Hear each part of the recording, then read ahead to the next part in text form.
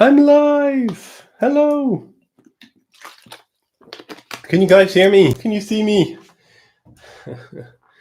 How's everyone doing? Right, I'm a little bit early because I'm trying to do something a little bit groundbreaking today.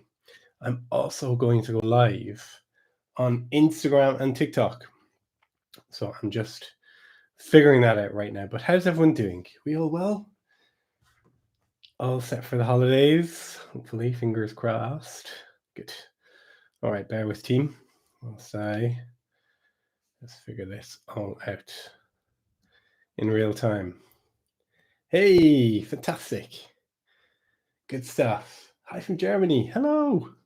Hi from Sweden. Hello. How exciting. Two wonderful places that I really love. Okay, bear with me just a minute, team. Everyone is chipping in. I think we have a little bit of delay on YouTube usually. So, how did I go live here? Let's see. Oh, there we go. All right.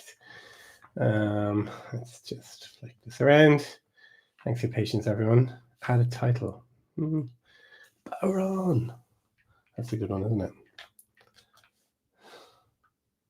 Oh no fada and A. You gotta correct that. Thanks, everyone. Oh wow, loads of people. Fantastic. Hey team. Right, I'm just gonna do this. 3, 2, 1. Okay, so I'm on TikTok. Hello, TikTok. I'm on YouTube. Hello, YouTube. I'm on Instagram. Hello, Instagram. Hello, everyone. Great stuff. We have North Carolina. Fantastic. Iowa. Scotland. Yes. Wales. Florida. Tennessee. Sweden as well. Fantastic. Another Welsh there as well. Absolutely brilliant. Really, really cool. Wow, 38 people on the stream. That's super exciting already. And 2 on Instagram and 8 people on TikTok. Wow. Oh my God. I was not expecting this. I've had a little bit of a kind of a wobbly week because I was really, really busy up until about 3 days ago. And then as soon as, of course, everything finishes, you get a head cold and you're like, oh, so I'm just kind of pushing through that. And obviously, this is sort of made me feel so much better. The adrenaline of doing a live stream, it's always exciting. It's always amazing to kind of connect with people all over the place. And I'm really appreciative that you're all here. And we'll have a fun little session. I put in the chat at the top. If anyone has any questions, I really want to make this all about you guys and the questions that you have. I get so many questions and I try and answer as many as I can, but this is really the chance to kind of to do that. But of course, today is all about the bodhrán. Maybe you know me and you know what I'm all about and what I do. So I'm Rory, and I play percussion and drums. And specifically, I'm particularly interested in the bodhrán, of course, the Irish frame drum. And it sounds like this.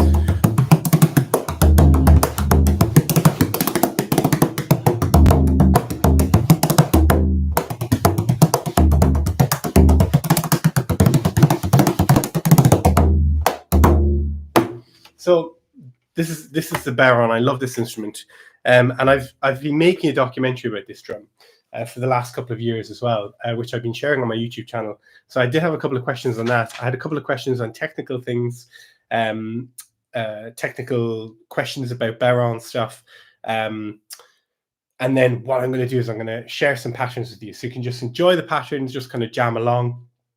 And I'll teach you them as well if you want to kind of get into the nuts and the bolts and the details. This is what people say on live streams. They say hit the thumbs up button. Apparently it's good for the algorithm, and subscribe to the channel. Apparently that's a good, I don't know. I'm just kind of winging it, like, day by day. Oh, cool. Dave Delars here. Amazing. Good to see you, Dave. Who else is here? Oh, loads of people. Hey, everyone. Good to see you. Wow. Cool. I'll try and sort of keep an eye on everything in the chat. Need to practice triplet beats. Great. Well, let's get to those. Let's do some of that. Brilliant.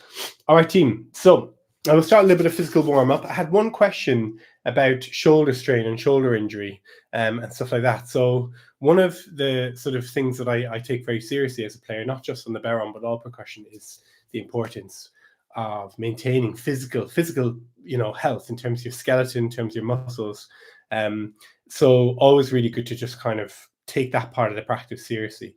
The person who asked that question really, really does. So I'm not just going to park that there. I'm going to go into some more detail, like about the size of the drums, how that can sort of really help us in sort of maintaining that really, really good health, particularly in the shoulders, you know, so that we're avoiding aches and pains. And the other thing is that, of course, with aches turn to pains, pains turn to injury. So it's not just kind of, you go from 0 to injury. It's aches, then pains, then injury. So we got to listen to the aches, even though we kind of sometimes go power through, push through, head down and drive, you know. Of course, that turns to pain. It's a little bit more difficult to ignore. And then pains go to injury, right? So always good to just sort of check in with that. So really nice one, just relaxing, releasing any tension in the hands. You can drop the hands down. I'm sort of doing it. I always tend to kind of, hold my hands up here because I'm on camera, but just relaxing them down by the side is the best, actually. So just relaxing the arms down. Hey, Colette, happy Christmas. Hope you're doing well. Nice to see you. So many familiar faces, old friends, new friends. Good to see everyone. Yeah. Brilliant. So just shaking out the wrists. And then we're going to get our dominant hand. For me, that's my right hand. It's going to drop it out like that, zombie style. Reach it right out. Sitting up nice and tall. Just going to grab the thumb, draw the thumb back. And you can just do a little bit of stretchy. I'll kind of do that. Got a couple of cameras. I got my TikTok. I got my Instagram. Everyone is with me, hopefully, this. And then stretch it all out. And then I like to do this. Stop. TikTok, Instagram, YouTube. And draw the fingers back and push with the heel of the hand, right? So we're kind of creating a motion like that. Give you a couple of different angles.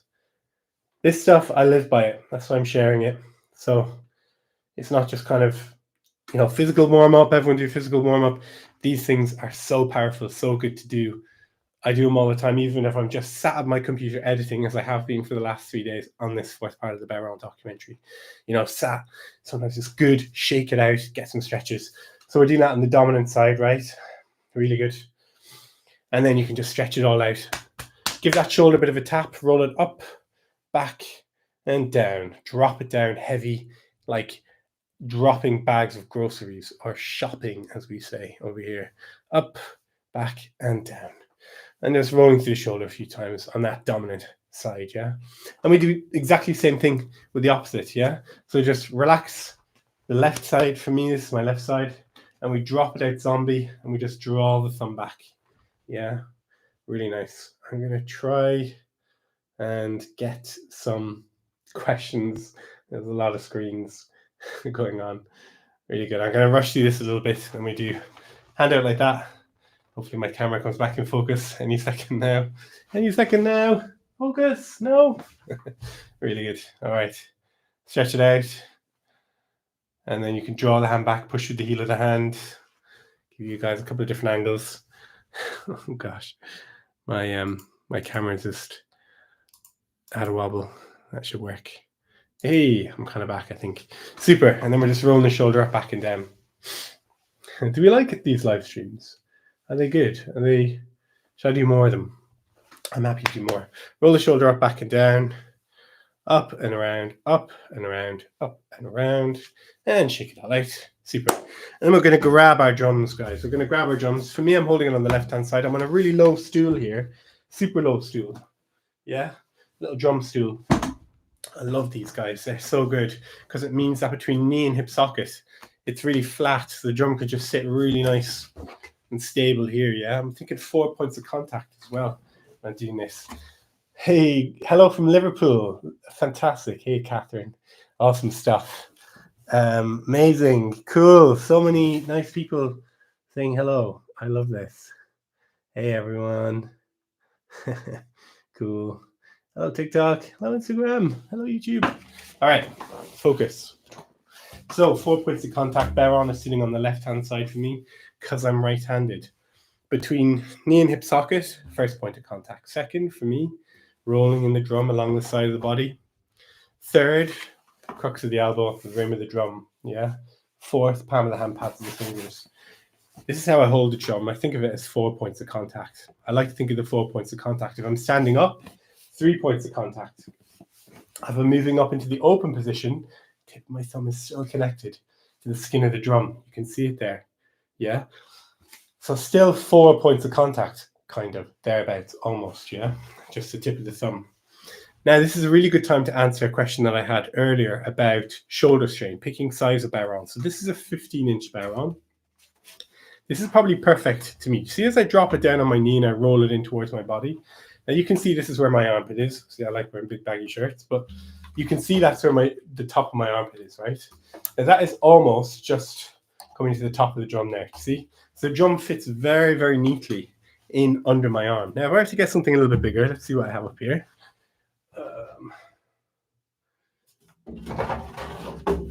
18.5 inch bodhrán, yeah? So look at this, right up over the shoulder. Now this is a fantastic drum. I love this drum.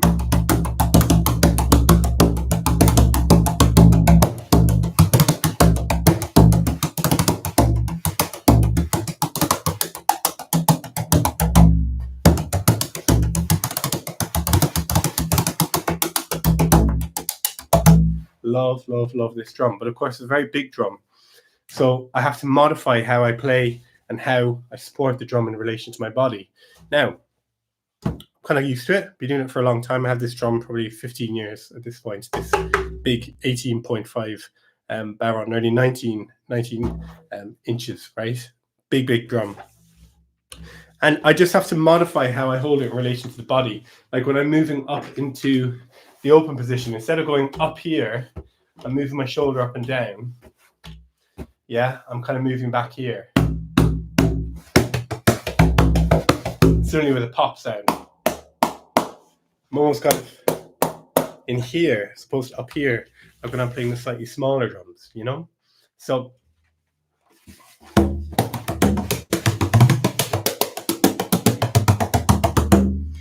the other thing, of course, is the depth of the drum. You take some of the taped bodhráns. Of course, this is bodhrán made by one of the bodhrán masters, Seamus O'Kane. Much thicker than this one here.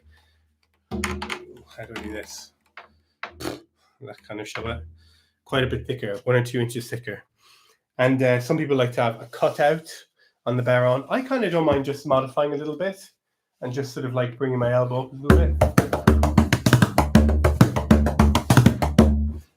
It's all personal, but the most important thing is that you make sure that your shoulder is nice and relaxed when you're supporting the drum. So if you feel you're having to kind of modify, like lift your shoulder up to get the bodhrán supported alongside the body so that it's not rocking and rolling all over the place, you know, you got to think maybe I need to rejig how I'm positioning the drum related to my body, or maybe getting a cutout on your drum, or maybe thinking about getting a smaller bodhrán.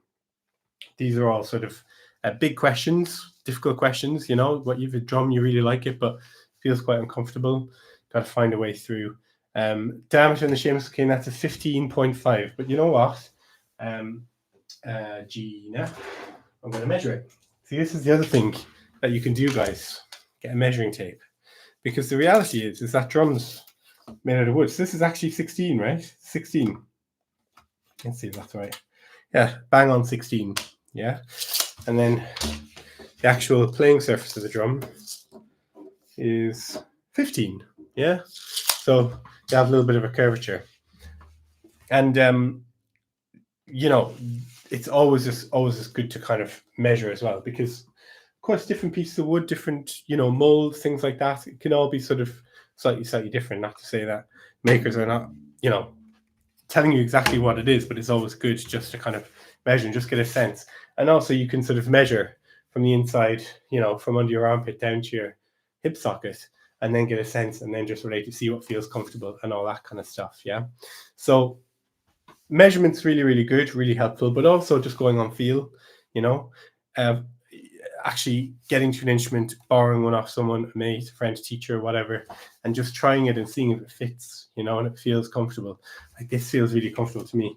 That being said, though, this feels really comfortable as well, you know. This is slightly thicker than what I would usually be playing, maybe by 1 inch or 2 inches, so, or 1.5 inches.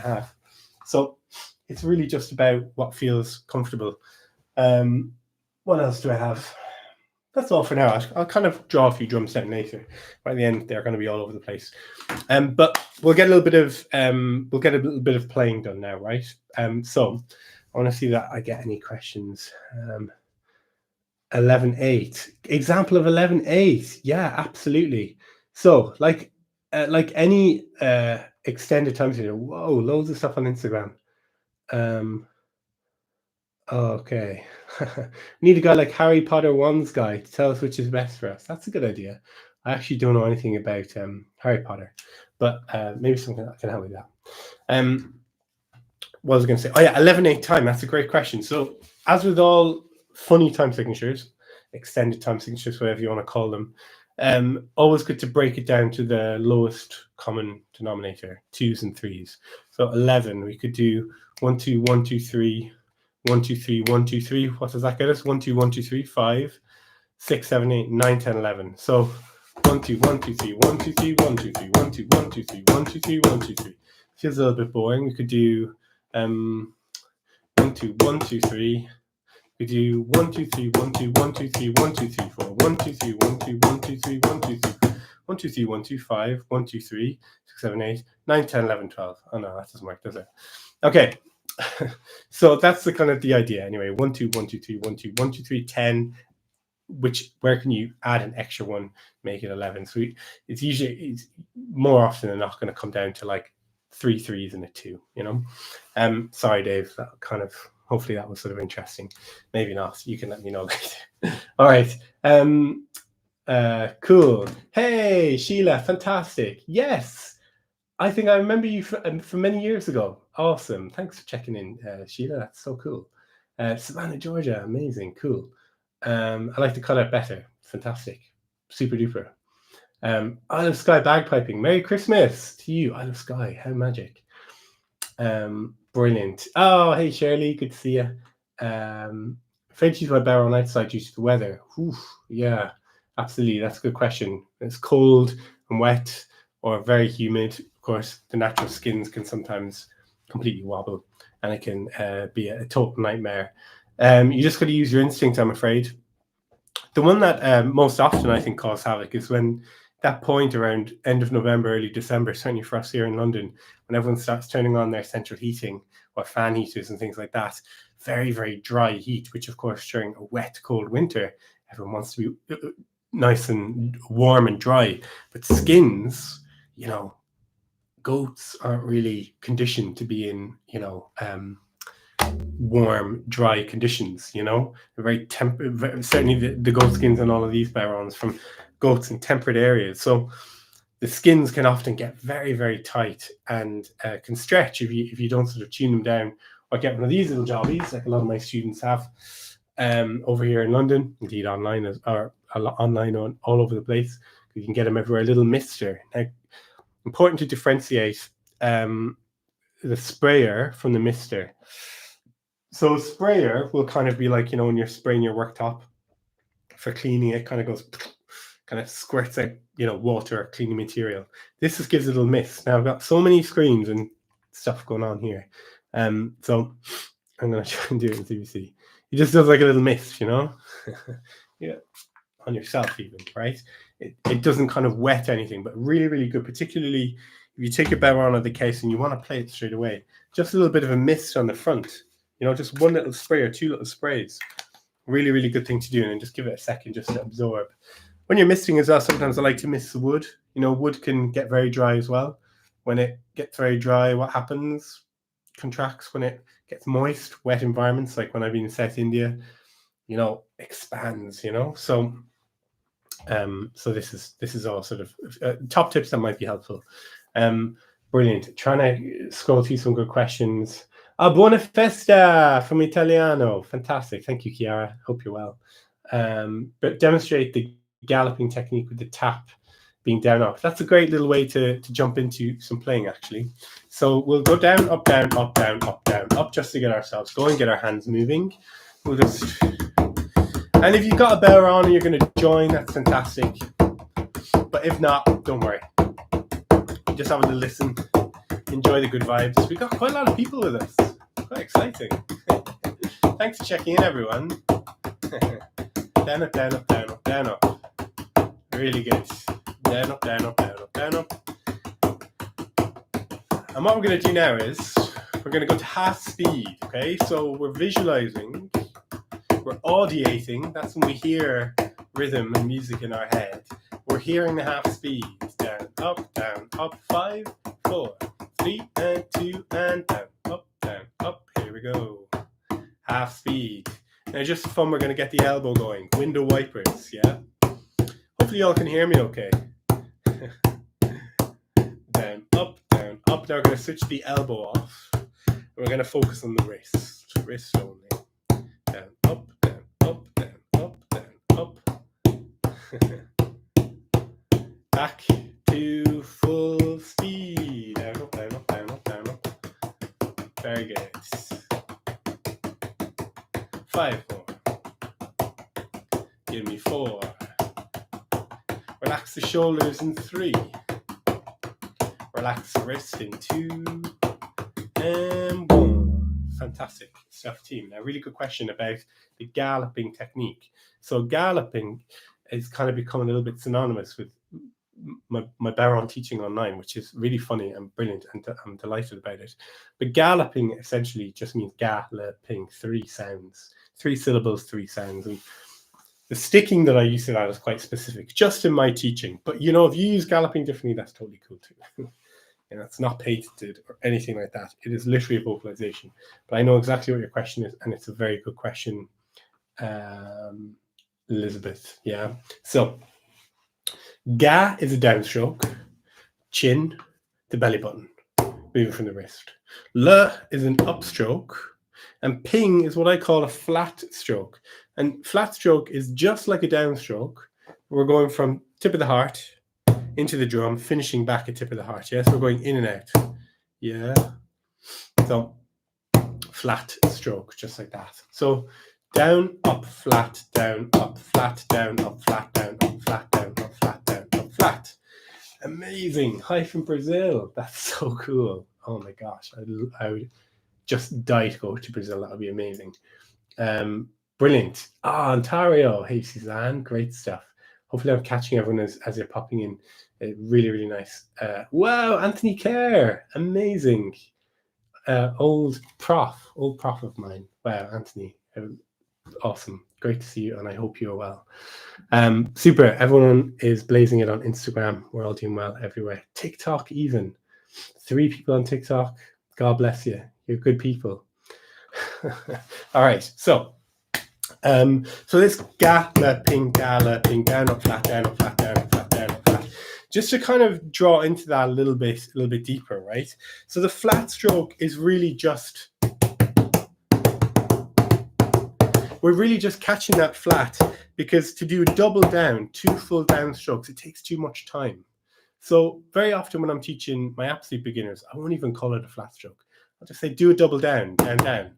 And instinctively, everyone kind of goes down, down. They do a small down stroke, flat stroke, followed by full expression of the chin to belly button, down, flat, down, flat, down, flat, down.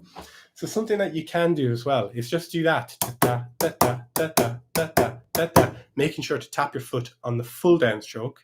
Tap down, tap down, tap, tap your flat stroke.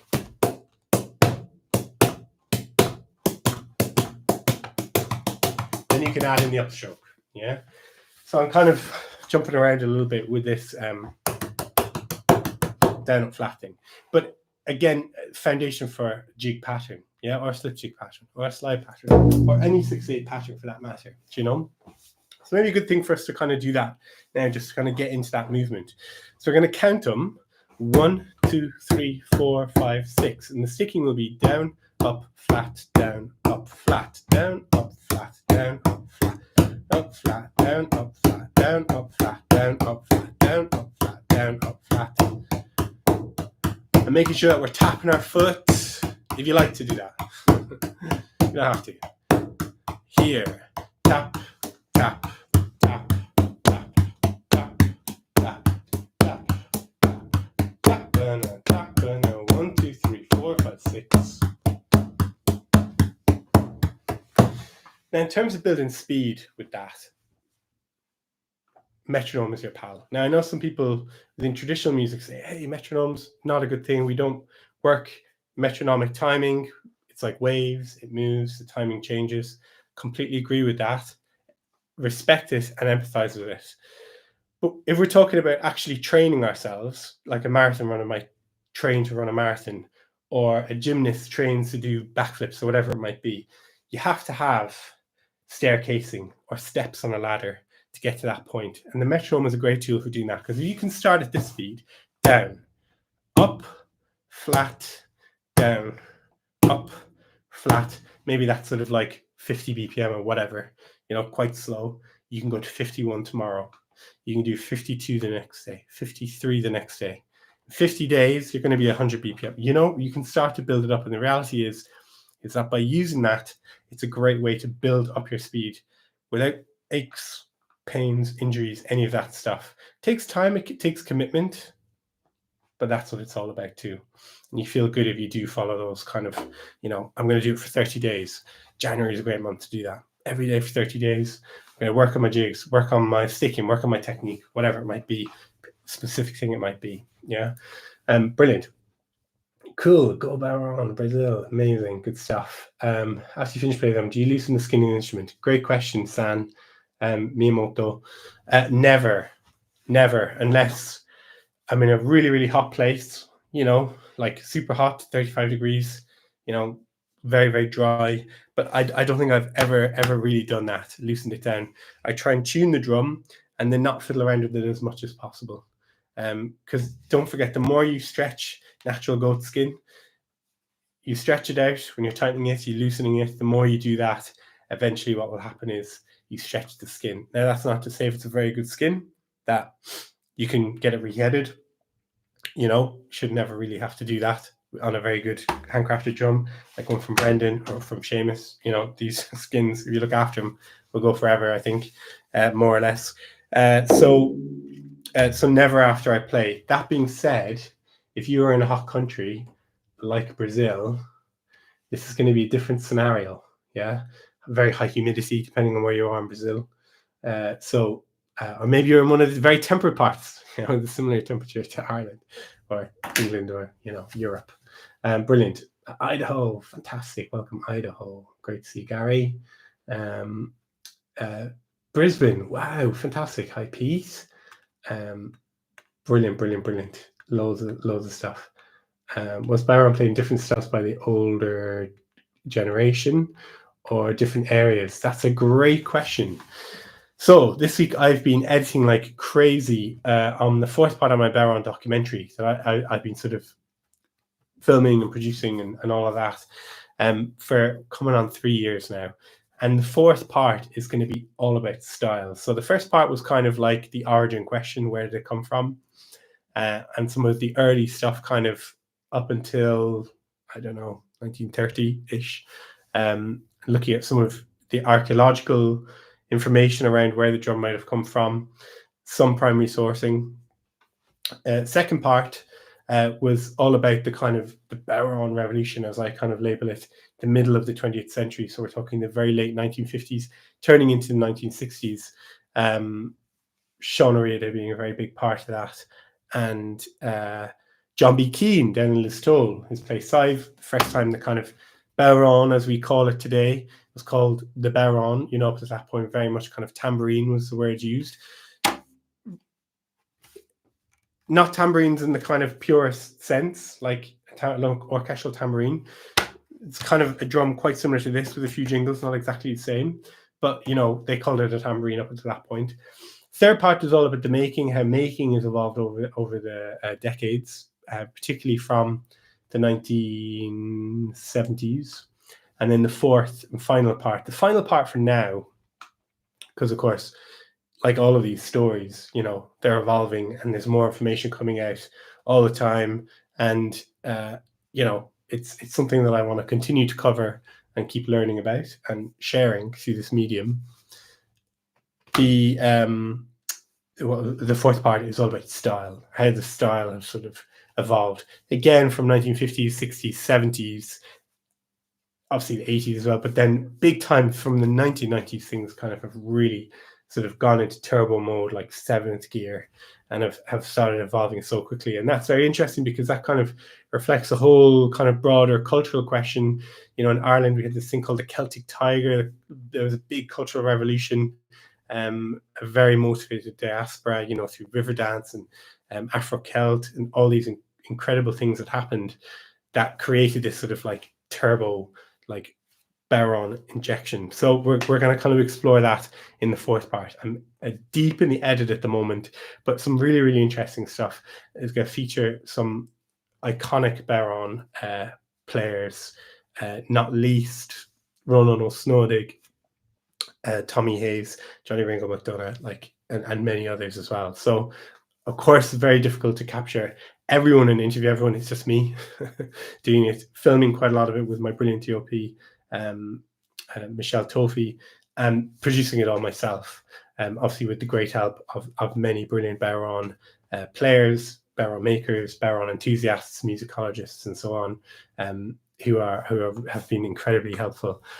So that is a big project over the Christmas holidays, which I'm sort of focusing on, but a privilege to do that. So hopefully you've all watched, and give me a shout in the comments if you have watched the bodhrán doc. I'd love to hear what you thought about it, if there's anything that surprised you about it, if you found it interesting, or in fact if you found it boring too. I did pitch it for sort of more traditional broadcast a couple of years ago and had some interest, but ultimately decided to do it on YouTube because I could do it in a much more extended way as opposed to kind of a 25-minute documentary that was you know, not maybe going into as much detail as I feel the story deserves, you know. So cool. I love watching series. Amazing. That's good. That makes me happy. So how do you tune the bodhrán? Is there any pattern to do for this? Yes. Great question. We'll do it on this one. So this is how I tune my bodhrán. So I had a question earlier about this as well. 1, 2, 3, 4, 5, 6. There are 6 tuning prongs on this drum. Yeah. Now, a couple of different approaches you can take. For the bodhráns, I like to use 2 sort of tuning prongs, right? So very often you get a drum, you'll be given 1 tuning prong. And what people will do is they'll start on this one, 1, 2, 3, 4, 5, 6. Now, if you think about that, let's say we're tuning up, okay? I'm actually going to tune down with this one. Let's say we're tuning down, right? If I tune this one down, I loosen it, and then loosen this one, loosen this one, loosen this one, loosen this one. By the time I get over here, this is going to be the tightest, and this is going to be the loosest, you know? So actually, in terms of when we're tuning, what we want to try and do is loosen the whole head at the same time. Now, we can't get 3 people to all twist at the same time. That would be so chaotic, so funny, but we just really can't do that. So we've got to think about trying to replicate that drum head coming down 1 step all at one on one time. Yeah. So the way that I think of this, I think about 3 moves. Okay. Put this prong over here. I'm going to tune down. This one right across the road. So I know on cameras and stuff like that, it's quite tricky. I'm looking at my looking at my mobile devices as well, and hopefully everyone can see and hear me all right on these. So, and I'm going to tune it 1/4. This is important. Yeah, 1/4. So you do 1/4 all the way around. So you can look in your little screwdriver and turn it 1/4. So 3 to 12. This hasn't been tuned in ages, so this is stiff. I have to use a bit of grip here. So that's the first one. Wait. Up. That's the first one. Yeah. Now, second one, same thing. I'm going to tune it down 1/4. That's been done quite well. So the whole prongs are kind of a little bit stiff. There we go. 1/4. And I'm just taking my time as well, because after you've tuned, the drum will continue to shift its pitch. Yeah. And then I'm going to do this 1/4 as well. 1/4. Perfect. And then it's going to continue to this is sticky a little bit. That's going to, for about a minute, that's going to continue to kind of settle. Yeah, it's going to continue to settle. It's quite in tune with itself. Yeah. So another little thing that you can do is you can get your tip of your pointing finger, put it right in the middle of the drum, and get the harmonic The harmonic is just the octave above the natural sound of the drum. Ah. So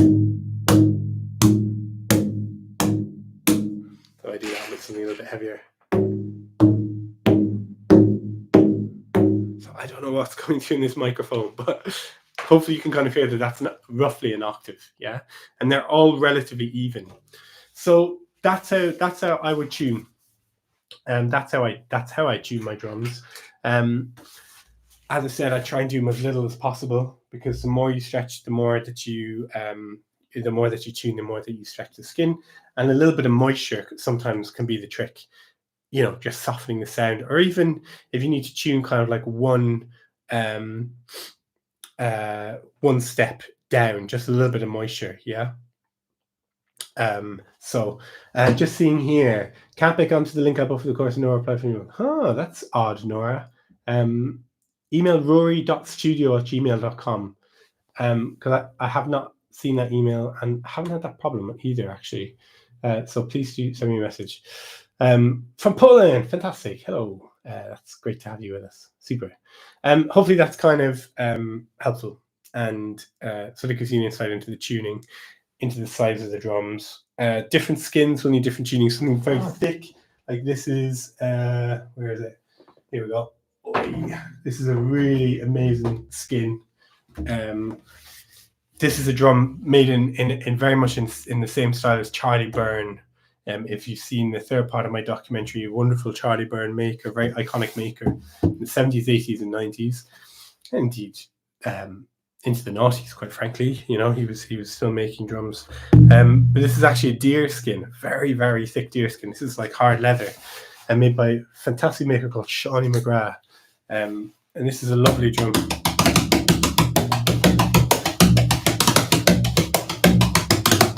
It's like knocking on the door. It's so heavy, yeah. So, you know, different drums. This doesn't really need to be tuned at all. It's just sort of a little bit of moisture if it's hot. I'm just going to see if I can do this out of focus. I'm going in and out of focus. Hopefully, it's going to figure itself out. And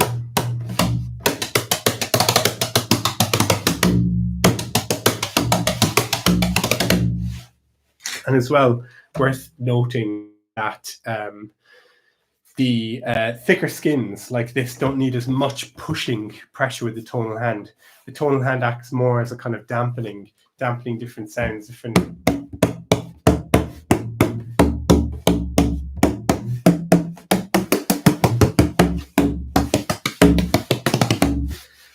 But as I said, these real old school traditional bodhráns, I love it. There's a time and a place. Played this on a recording a couple of weeks ago, and it was exactly the right sound for that track. But you know, like that's the thing with bodhráns as well. There's another great question I jotted down from the very beginning. Sound, about getting that lovely, warm, earthy sound. So whoever asked that right at the very top of the stream. But there's sort of three things that I think about when we're talking about sound and producing a beautiful sound from the drum. The drum itself, so a handmade drum with a maker who's cured the skin, hand selected the skin, who's treated the skin, made the hoop, attached the skin to the hoop, and has been doing that for a very, very long time, is more likely going to make a drum that sounds beautiful than a drum that's been made on a conveyor belt with maybe not so carefully selected materials. Now that was, of course, much cheaper to buy, much more accessible, but that is going to affect the quality of the sound. And as I say to my students and people who come and learn with me, whether it be online or in person, I say, quite literally, a handmade drum, you can feel the hands of the maker. If I play this drum by Brendan White and I play this drum by Seamus O'Kane, these are so distinct.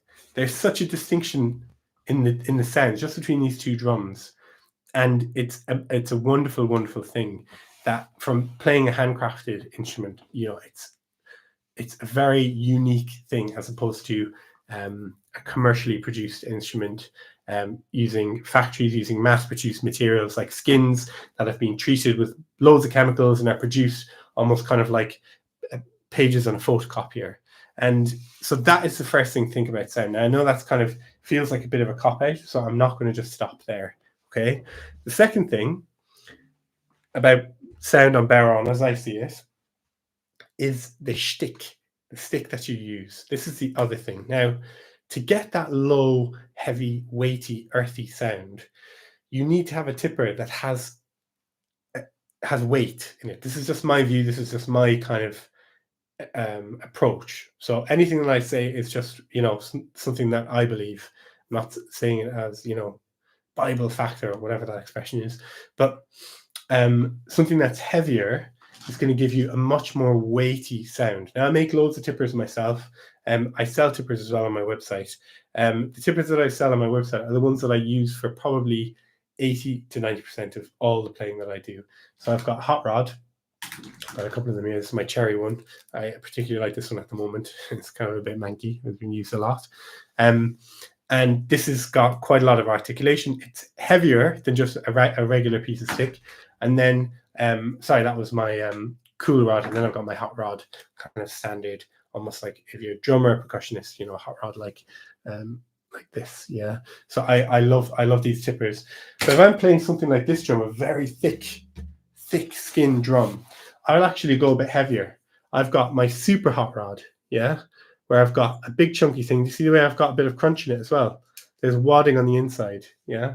So I've got a couple of different weights of these tippers. Gosh, I'm trying to show them to the right camera. Now, holding a heavier tipper means you got to really be tuned into your technique, yeah. You got to practice your technique. Maybe particularly if you're working at speed, it's going to be harder with a heavier tipper. But that heavier tipper is going to give you that really warm sound, yeah. So we take sort of a drum.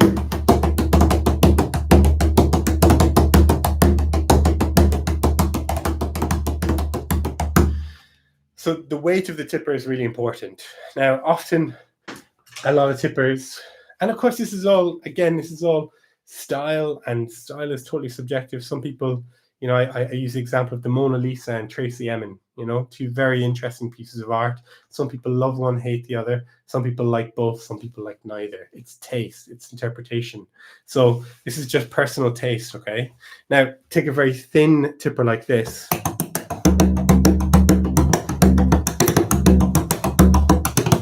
It's not bad at all. But for me, just for my ear, that hot rod style tipper where we have the rods and when we have that extra bit of weight up here in the grip, yeah, means we have more heartiness in the sound, more fundamental, as instrument makers often talk about. If you think about sound, highs, lows, mediums, and then a mix is kind of the fundamental, right? Like a mix of all the sounds. So the weight of the thing. And then the third part of the question that person asked right at the beginning of the stream, I don't even know how to find my way back to it. But the third sort of aspect is the microphone that I'm using. Let's be real here, yeah? So when I am playing, I'm using quite a decent microphone. Very often, I don't even know. We're like, Rory, the sound is crap. We can't hear anything. I don't know, right? But certainly when I'm doing miking my drum for my tutorials, I have it mic'd properly. I have several different mics that I use. If you're interested in microphones, like I can't think of the names of them off the top of my head, but certainly the Rode NT2 is fantastic mic. Rode NT2A. I have a really nice little clip-on mic by Tascam. Ping me an email or leave a comment under the main video, yeah, and I'll tell you exactly what it is. But so it's picking up like the sound of the drum, So so this is the other thing. You can really get in close and you can get a very clean, close sound. So the drum can sometimes sound a lot bassier. So that was that question about sound. Cool, great stuff from Durham, NC. I think that's Newchester. Is that Newchester? Gosh, I show my ignorance. Great, you got a real handmade. Fantastic. I know some of the old videos from the 70s and 80s using a pencil grip using the called baby grip. That's interesting. Yeah. So again, grips, I've tried all the different grips, and I encourage people to try different grips. I kind of have a little bit of, I don't know, is it hybrid? I don't even know anymore. If I'm doing this style video, literally the part that I've been editing today is all the different grips since the early 1970s from now. And it's crazy, the number of variations, particularly at the beginning, like when the bodhrán really started to get popular in the early 70s, like all the different grips, it's absolutely insane. Like some of them that I hadn't even seen until I like reviewed this archive footage. So I really hadn't seen them. So so the grip that I use is like the pencil grip, but I allow the tipper to fall into that groove between my thumb and pointing finger, right? So the tipper falls into that groove, and then I slide my hand back. So it's still like pencil, but it's quite relaxed, yeah? So I'm using a lot of wrist, and I'm not using very much dexterity being the fingers, you know? I'm not using much of that at all. So it's a very relaxed grip. And the baby grip is not dissimilar, but you've got all your fingers around, yeah? So you're kind of holding it a little bit like that, as I understand. I tried that, and it's, you know, very interesting, and certainly there are players who I absolutely love who play that. But this for me just feels right, and it's been most effective for me. So it's what I tend to teach. Super. Cool. So that was my thoughts on the baby grip. All right. So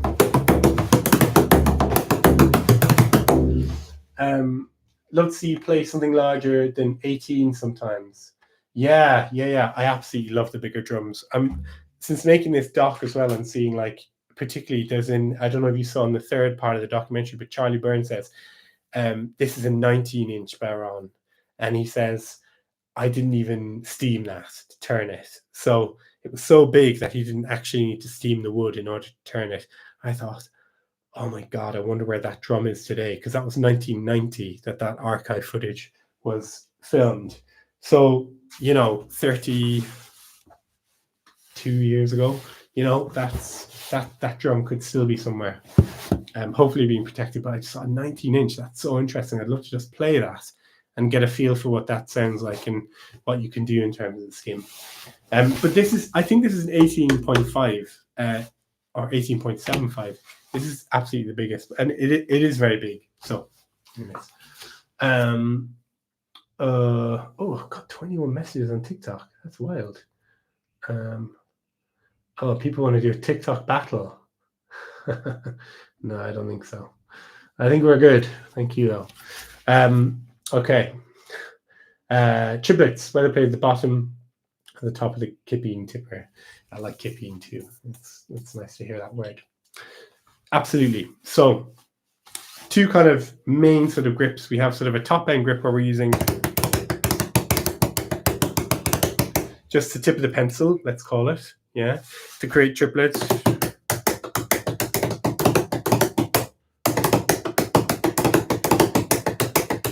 And then you have the more, maybe what some might call the more traditional grip, which many people call the Kerry grip, or the North Kerry style, or North Kerry style, where you're using both ends of the triplet, both ends of the tipper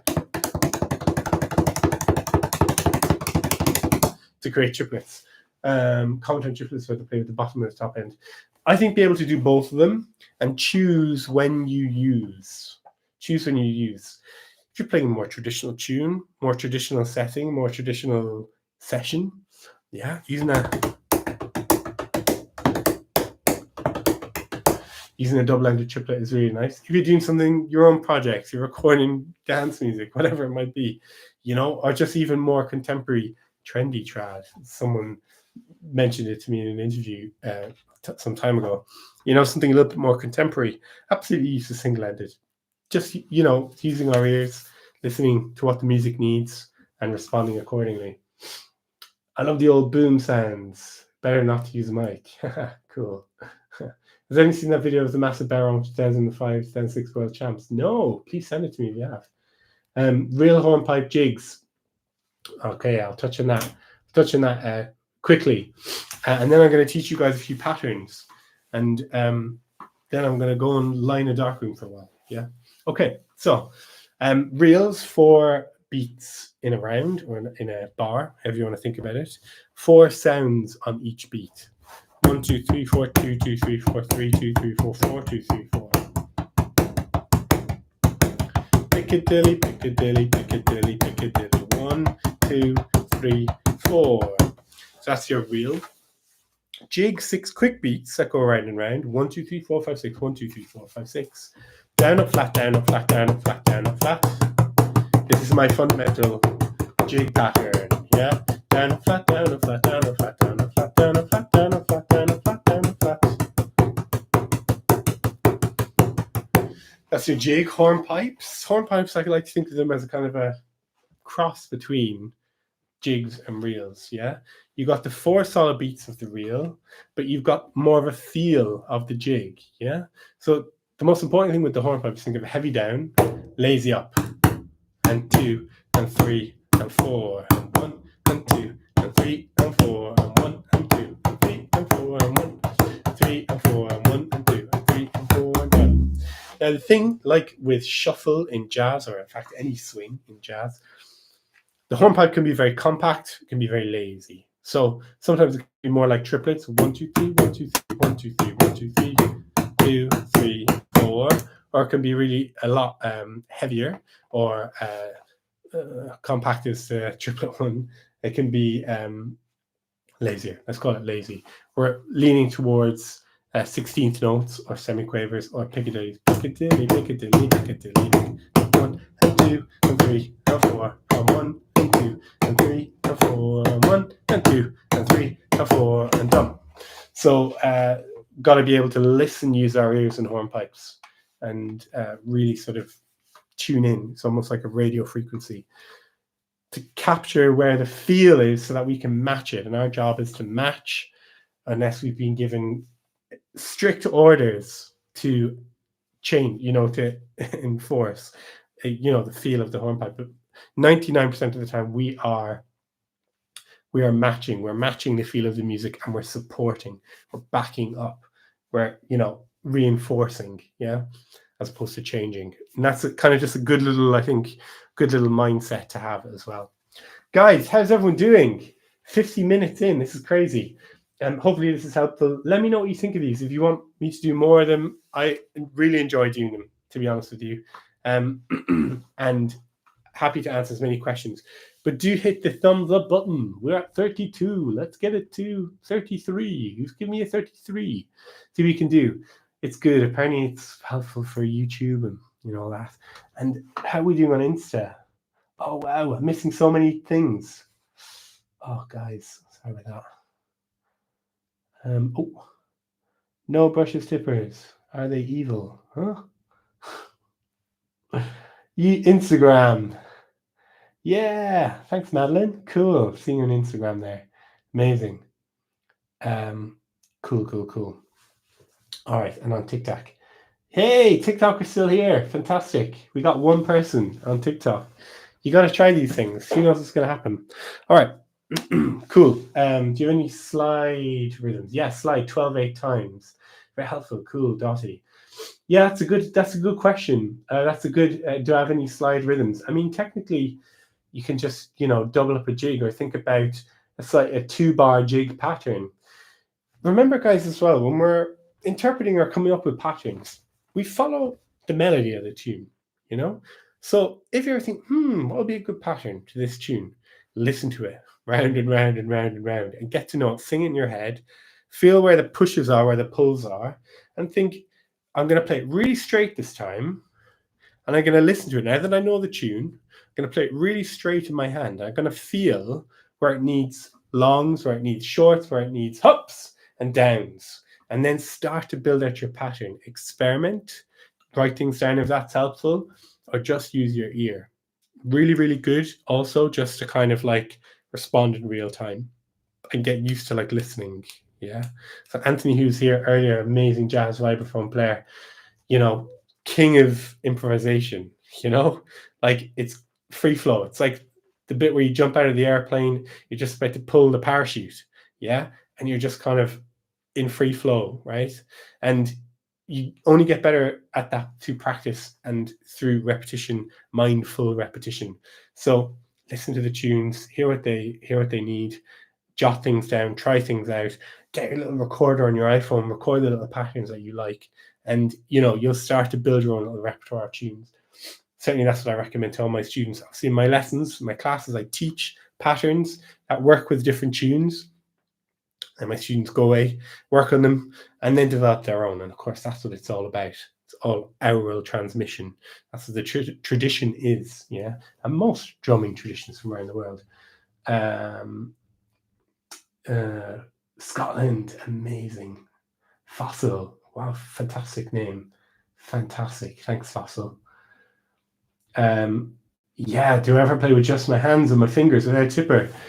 Occasionally, like again with this fourth part of the documentary, seeing a lot of chat about this. Not chat, that's not the right word, but a lot of people talking about this and saying how much that was a big part of the early days of bodhrán in the 1960s and 70s, and certainly before that, when people kind of called it a tambourine, playing for the round hunt and what have you, playing with the hand. So there's really, I think, scope for more of this and more insight into this. I'm not playing that much with the hand. I think with a drum like this, a hand style, would be a much more interesting thing sonically, Cool. Great, more, yes, okay. Kagsy, thank you for the feedback. Oh wow, we've got to 50 likes. Guys, that's crazy. That's crazy. I feel like I'm in one of these TikTok videos now. Cool. All right. Super duper. Thanks, everyone. All right. So, going to teach you a pattern just before we kind of start to wrap things up. Oops. So would you like a jig or a reel pattern, guys? Jig or a reel pattern? And what I thought we could do is I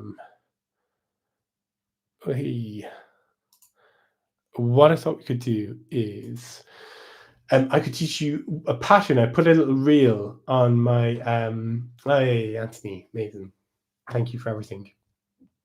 I put a little reel on my channel, my Instagram, just of a little jig pattern. I thought it might be quite fun to teach you that little pattern. It kind of incorporates some of the different things that we've chatted about in this live. Yeah, so I'll teach you that quickly, and then you can sort of check that out afterwards and come back to it.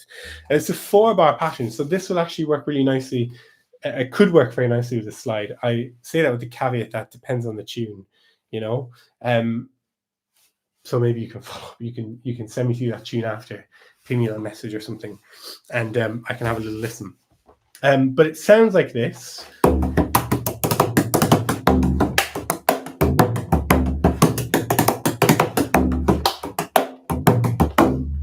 So I thought I could teach you that, guys. What do you reckon? Yeah. All right. So 4 bars of 6/8. First bar, sticking, down, up, flat, down, up, flat. Yeah. Down, up, flat, down, up, flat. Tonal hand is going to be, so the barrel will start rolling everywhere. Tonal hand is going to be open, bass. Yeah. So it's going to go open, bass. Down, up, flat, down, up, flat. Yeah. Cool. Everyone's saying jig. That's great on Instagram. This is for you guys. It's for you, Insta. All right. So down, up, flat, down, up, flat. Then we're going to get some single-letter rolls. Tick-a-taw-taw, tick-a-taw-taw. Moving up into kind of a 12 o'clock sort of position here. We're going to go forward, back, down, up, down, up, down, up, down, up. So it's kind of more forward, back. I still say down, up, but you get what I mean. Yeah, we'll go down, up, flat, tick-a-taw-taw, tick-a-taw-taw. And really don't hang about in those tick-a-taw-taw, because once we speed it up, it's going to feel like bouncing a tennis ball off the wall. Tick-a-taw-taw, tick-a-taw-taw, tick-a-taw-taw, tick-a-taw-taw. Yeah, so we're going for that whole sort of follow through with the forearm, a little bit of push. Tick-a-taw, yeah? Tick-a-taw-taw, forward, back, forward, back, forward, back, forward. Yeah. So first bar, second bar, third bar, down, up, up, using rim click, shoulder of the tipper on the rim of the drum. Okay, down, up, down, up, down, up. Yeah, so first bar, second bar, third bar. Open, bass, tick-a-ta-ta, tick-a-ta-ta, open, bass. So even though we're hitting the rim of the drum, we're still going to move to bass. Fourth final bar is going to be down, up, flat, tonal hand, up, push, push. Yeah. So first bar, down, up, flat, tick-a-ta-ta, tick-a-ta-ta, open, bass, pop, push. Yeah. Open, bass, tick-a-ta-ta, tick-a-ta-ta, down, up. So that's a really fun little jig pattern, just to kind of round off our set today. So it'll go open, bass, tick-a-ta-ta, tick-a-ta, open, click, pop, push. Open, bass, pop. And with that push sound, we've got to be a bit careful. I say push, and very easy to kind of get excited and teaching online and trying to demonstrate things clearly. But it's really just a little bit of a press, almost like you're just nudging, just kind of pressing them with the heel of the hand into the skin. And nice to do it a little bit closer to the rim of the drum. You do it right in the middle. It feels a little bit choked. If we catch it just towards the edge and follow our ears, the kind of the connection between moving the heel of the hand, pressing the heel of the hand. The more we press and we change the position slightly, get different, sounds, right? So we're kind of listening, and our ear is responding, particularly the left ear. It's right over there, connected. So just something to think about with that one. So open, bass, tick-a-ta-ta, tick-a-ta-ta, open, up, push. Bit faster.